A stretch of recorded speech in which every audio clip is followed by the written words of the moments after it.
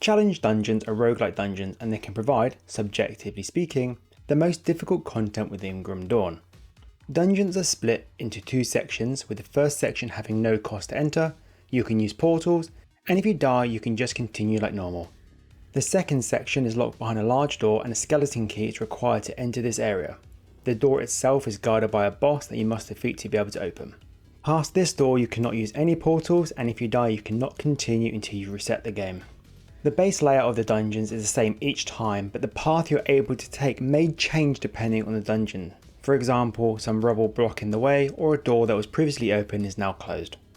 The skeleton key required to enter is made at the blacksmith and requires 1 blood of Cthulhu, 1 corpse dust, 1 ectoplasm and 10,000 iron bits. You can pick up this blueprint from the Descent into Torment questline in Act 2. To increase the difficulty further, mutators are applied to each run. Red mutators affect monsters and yellow ones affect the player.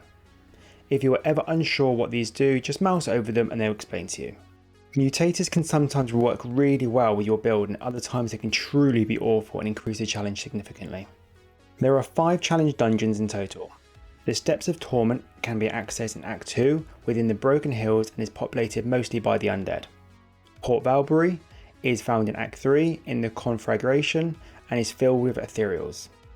Bastion of Chaos is in Act 4 in the Necropolis and is full of Chthonians. The Ancient Grove is located in Act 5 within the Udenbog and is populated by beasts. And finally, the Tomb of the Heretic is located in Act 7 in the Lost Oasis and is populated by the Eldritch. Depending on your character build, you may find some of these dungeons easier than others. For example, my warder build, which is mostly pure lightning, can really struggle sometimes with the Ancient Grove, as there are many beasts in there that have high resistance to lightning damage.